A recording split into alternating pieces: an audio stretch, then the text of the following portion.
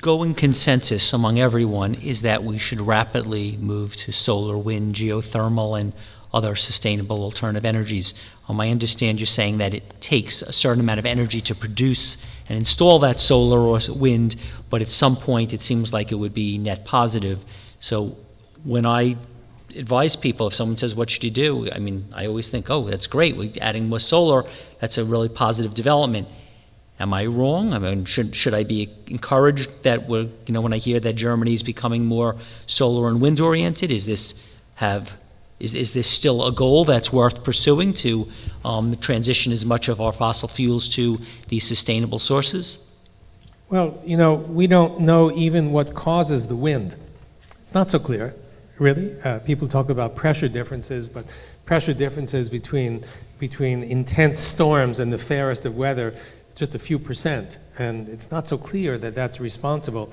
Another idea is that charge gradients produce the wind, and so if you interrupt that by capturing some of the energy in these machines, it's not so clear. It's not so clearly predictable what impact that itself would have on the environment, because nobody's thought of it and nobody's studied it. So it seems that almost anything you do has a positive aspect, but along with it is some negative or questionable aspect. And this is something to take into account, that these alternative methodologies are not without their effects as well.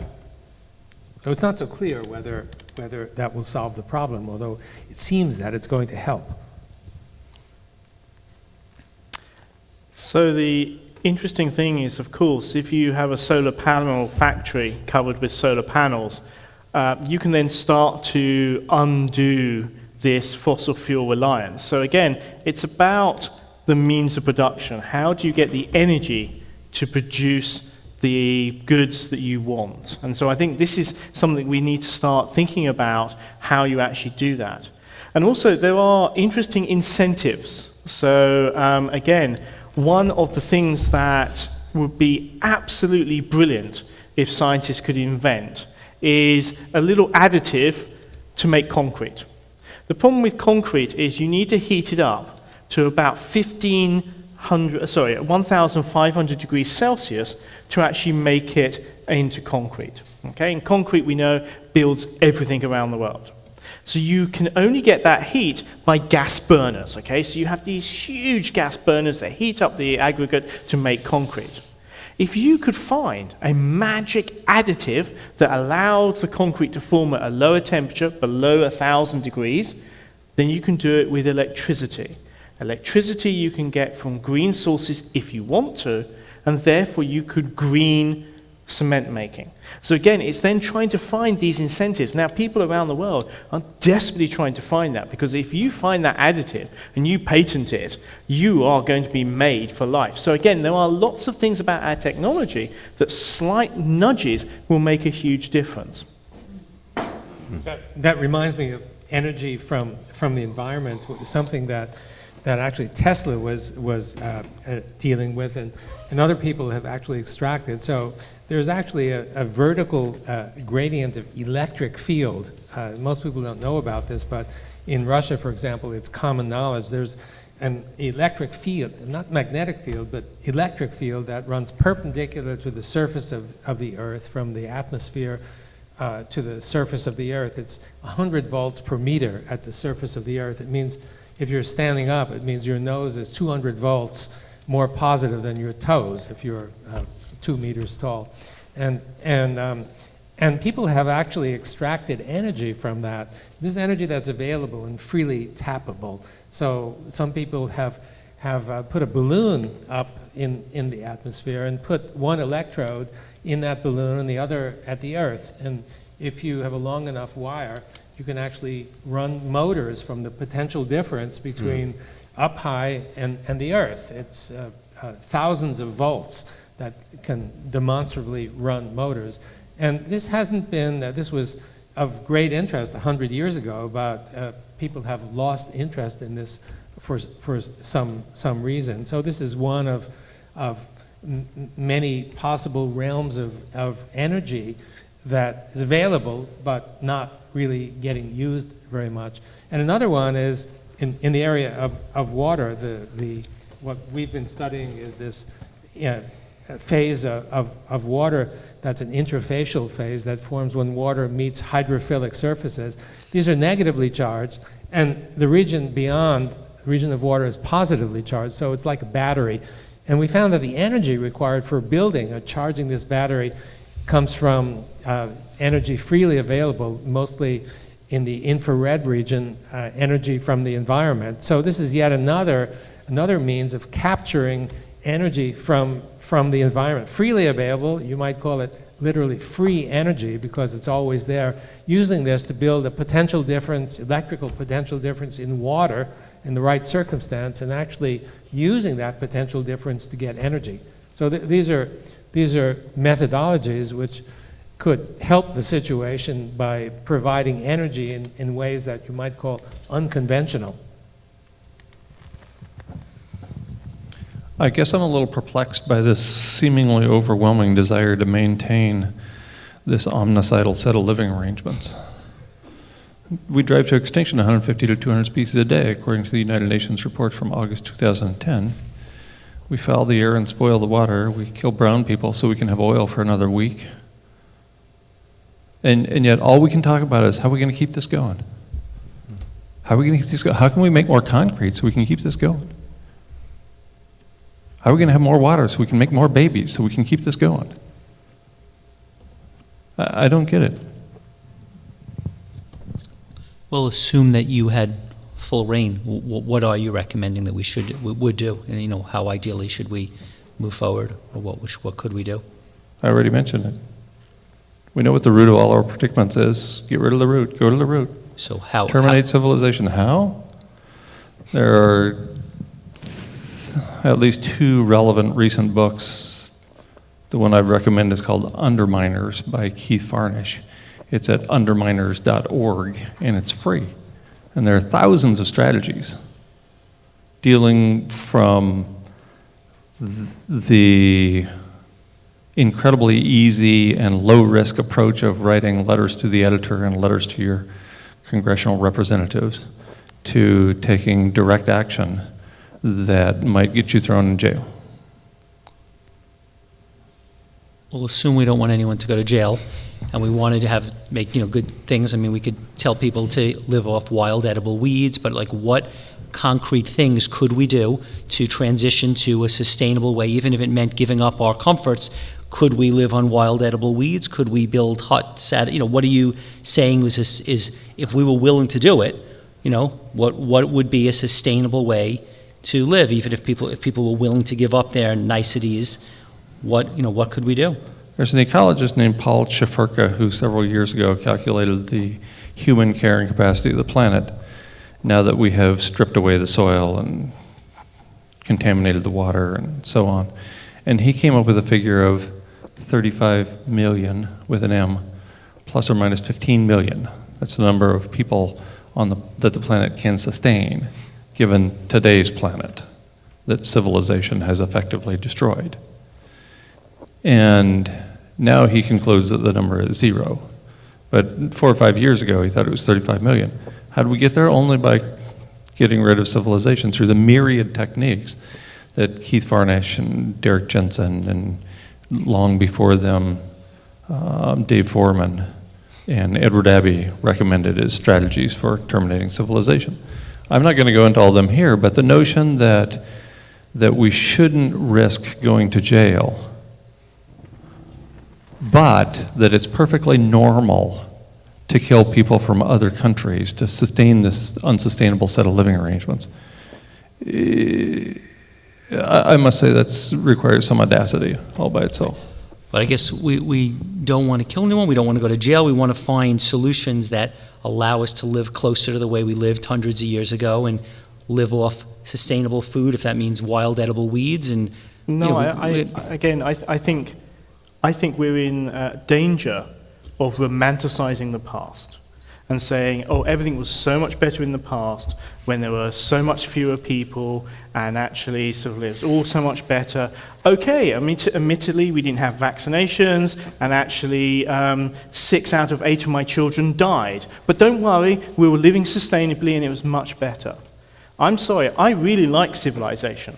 Okay, I really like the fact that humans can live in collective cities. I mean, think about it. Humans are amazing creatures.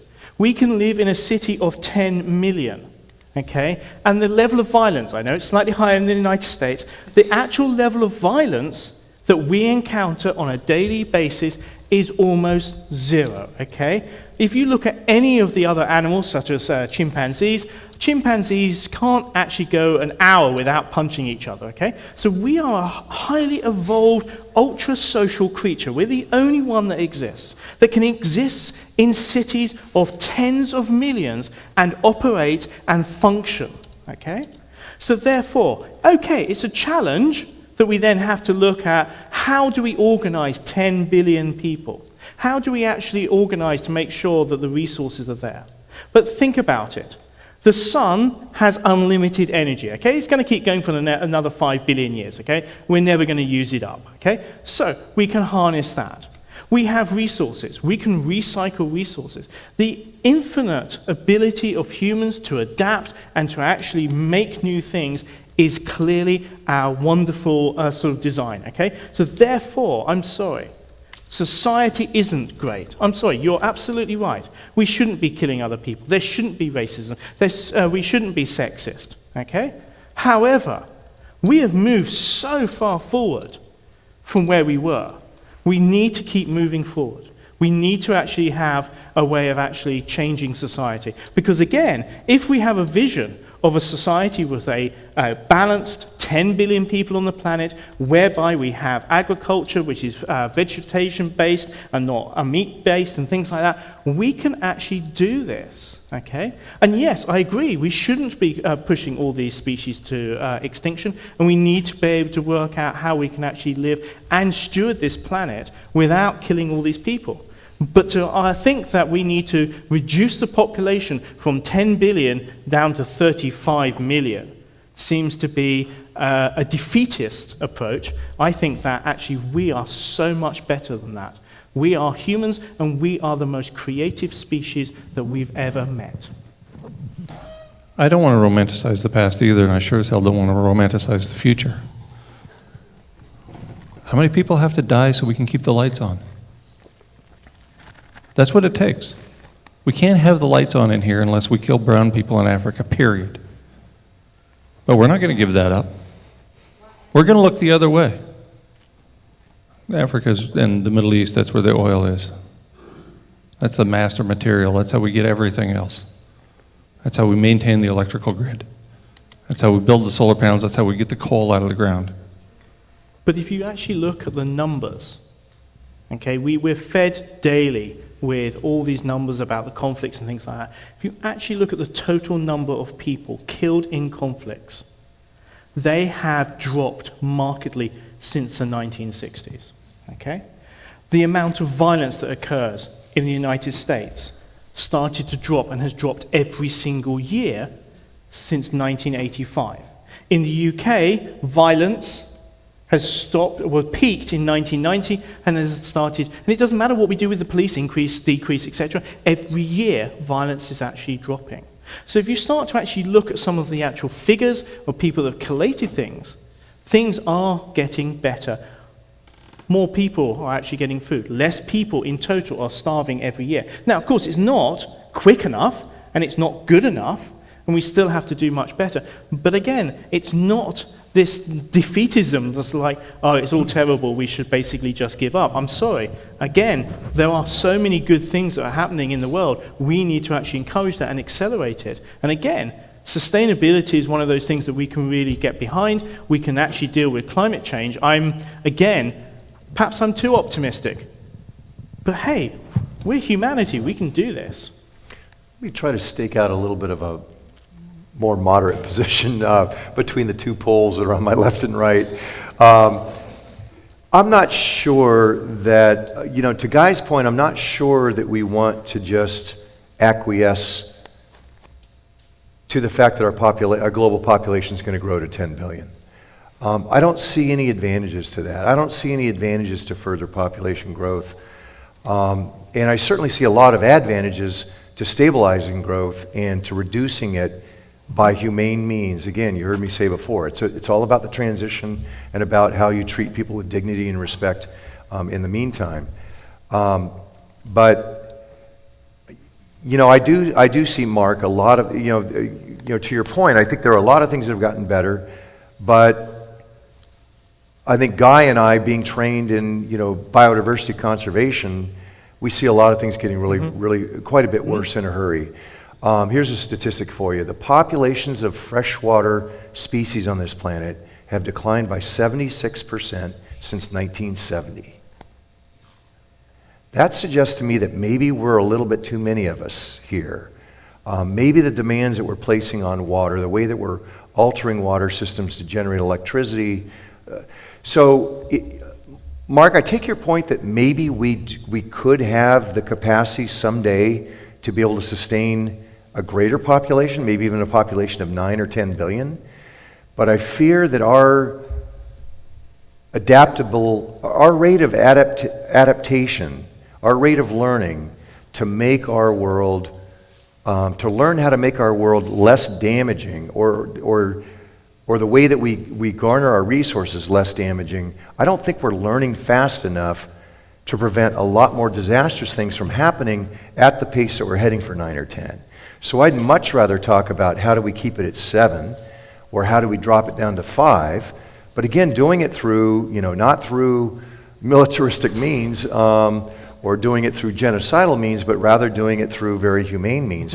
And in that respect, I think about when I was, again, in high school, the number one environmental issue that we talked about in 1970 was population.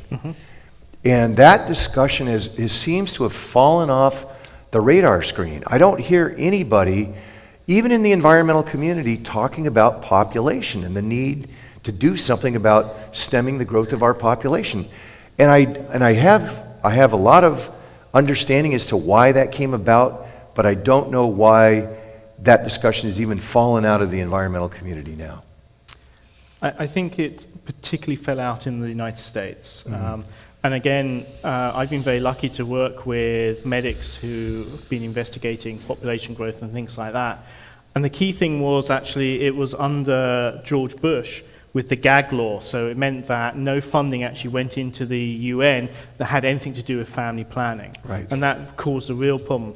Now, for me, what has been the outcome of studying population dynamics all around the world is one of the key things, the most important thing to actually control population is actually women's education. Right. And it's really interesting that as soon as you can get a women's population educated up to secondary school level, they take control of fertility, and then you find that the fertility rate drops off markedly, and you stabilize populations. And you can see that and it doesn't matter about religion, it doesn't actually matter about culture. As soon as you do that, you get that sort of drop off.